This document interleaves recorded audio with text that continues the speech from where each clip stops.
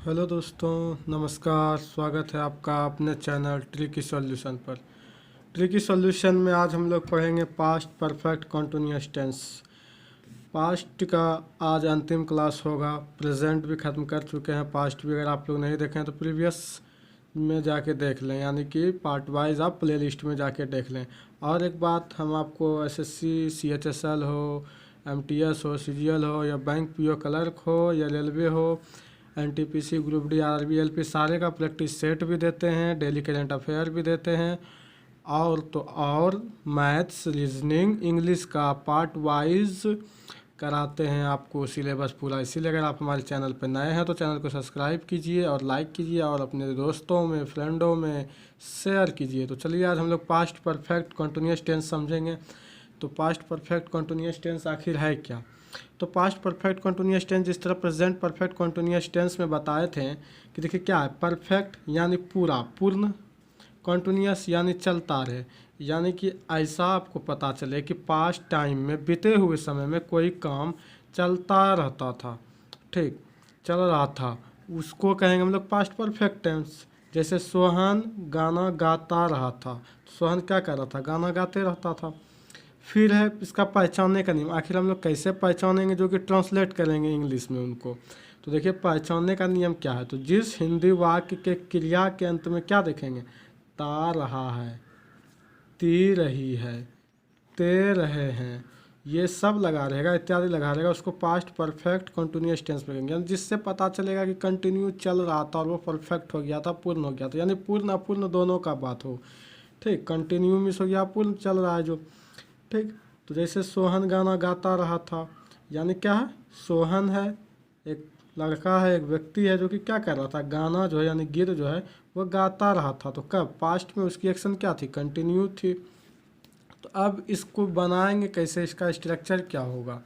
तो उसके लिए है स्ट्रक्चर फॉर ट्रांसलेट, यानी कि इसको अनुवाद कैसे करेंगे। और एफर्मेटिव के लिए, एफर्मेटिव पता है जनरली सेंटेंस को कहते हैं जो कि इस तरह शुरू होता है, ना ही नेगेटिव रहता है ना ही इंट्रोगेटिव रहता है।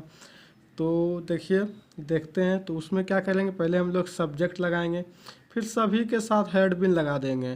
ठीक, हैज़ या हैव इसमें कोई लगाने की ज़रूरत नहीं, क्योंकि पास्ट की घटना है। तो हैज़ हैव का पास्ट लगाएंगे हैड। ठीक, सभी में बिन लगेगा, सभी के साथ, चाहे कैसा भी नाउन हो, प्रोनाउन हो, या कैसा भी आपका सब्जेक्ट हो, जो भी हो, या कैसा भी वर्ब हो, सभी के साथ हेड बिन। सब्जेक्ट जो भी लगाइएगा उसके साथ हेड बिन आँख कान मुन के लगा दीजिएगा।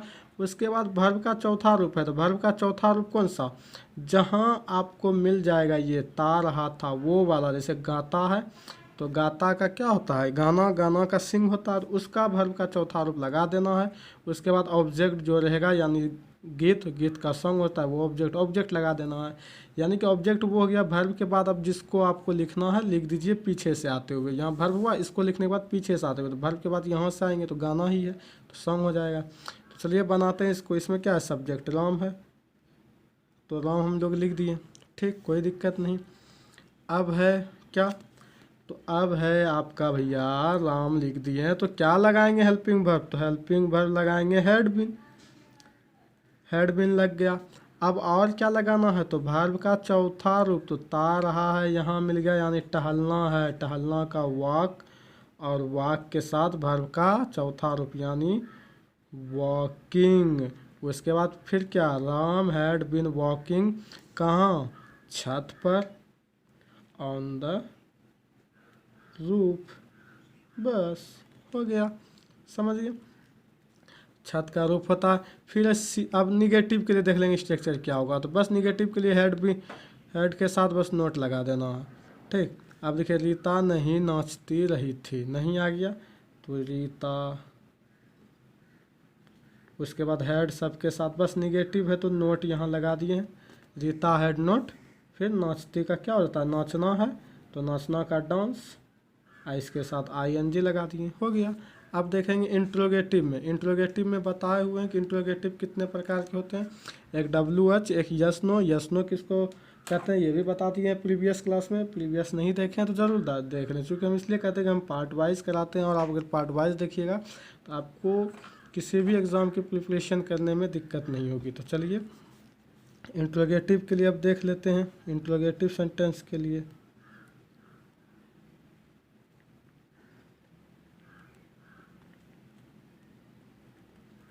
इंट्रोगेटिव सेंटेंस के लिए। इंट्रोगेटिव सेंटेंस में किन के लिए हम लोग देखेंगे, तो यस नो क्वेश्चंस के लिए, यस नो क्वेश्चंस के लिए। तो चलिए देखते हैं, यस नो क्वेश्चंस किसको कहते थे, जिसका क्या आंसर्स हम लोग हाँ या ना में दे सकते थे, यानी क्या क्यों पहले मिलता था लिखा हुआ, कि क्या जो है पहले सेंटेंस के पहले मिलता था देखने को, सेंटेंस के पहले, ठीक।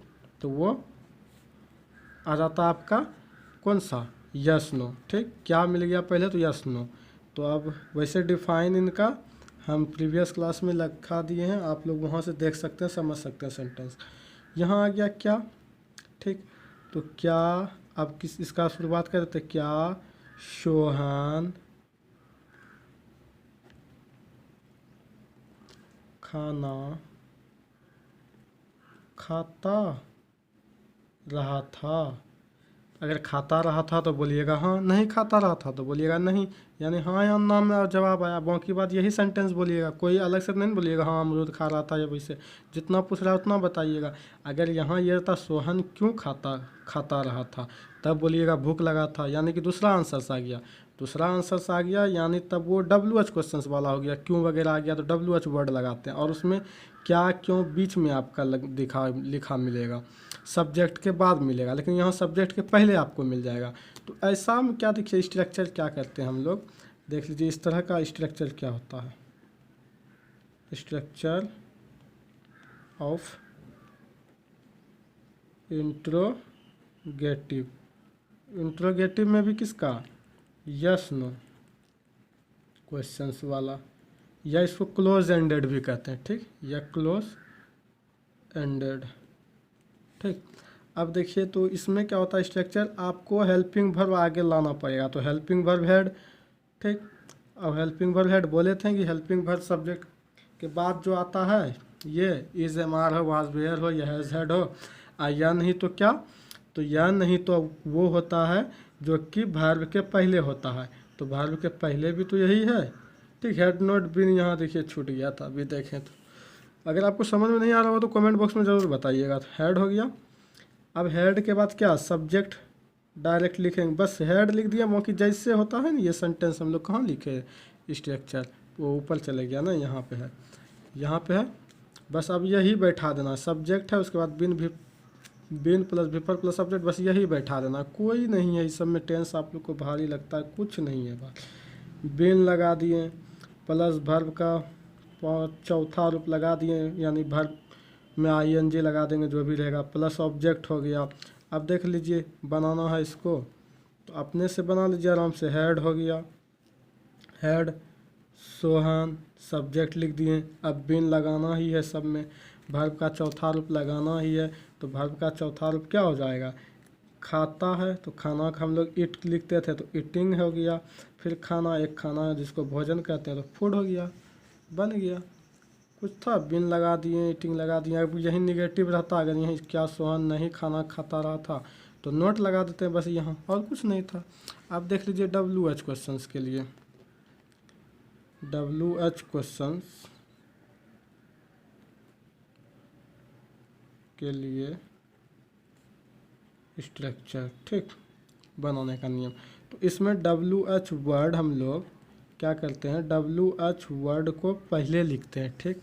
उसके बाद फिर क्या लिखते हैं, तो उसके बाद हम लोग लिख लेते हैं हेल्पिंग वर्ब। बस इसमें देखिए सेम वही स्ट्रक्चर रहेगा, यही वाला, ठीक, सेम, लेकिन खाली एक WH वर्ड आपका आ जाएगा पहले। ये सब ट्रिक की तरह याद रखना है। हेड हो गया, अब हेड के बाद क्या, बस subject plus been plus before plus object, कुछ नहीं है, ठीक, प्लस ऑब्जेक्ट। एक एग्जांपल ले लीजिए, सीता क्यों रोती रही थी, ठीक। अब देखिए हो गया, तो क्यों आ गया, यानी कि WH वर्ड आ गया, बीच में आ गया क्या क्यों, यह होता सीता क्या खाती रही थी, तो वो भी हो जाता। मतलब आपको ये क्या क्यों सेंटेंस के बीच में मिलेगा, या उसका आंसर आप यस नो के अलावा किसी में दीजिएगा, तो वो हो जाता है आपका ये वाला WH क्वेश्चन। तो अब इसको देखिए बनाने क्या, WH वर्ड क्यों है, तो क्यों का क्या हो जाता है वाई, ठीक, वाई लिख लिए। अब वाई के बाद क्या, हेल्पिंग वर्ब सबके साथ हेड लगेगा। हेड के बाद सब्जेक्ट है। सब्जेक्ट भाई क्या है, तो सीता है। SITA भी लिख सकते हैं, SEETA भी लिख सकते हैं, वो कोई बड़ी बात नहीं है। फिर देखिए रोना है। रोना का क्या, पहले बीन, बीन ना लगाइएगा क्योंकि बीन है सब्जेक्ट के बाद, क्योंकि बीन देखिए एक वर्ब है, इसीलिए सब्जेक्ट के बाद लिखते हैं, ये नॉट हेल्पिंग वर्ब है, ठीक। बीन हो गया। अब उसके बाद क्या लगाएंगे, रोती रही है, तो रोना का बीप, और उसका चौथा रूप बिपिंग, WEEPING बिपिंग। तो बस यहीं तक आपको, आपके लिए आज, और आपका आज पास्ट पूरा ख़त्म हुआ।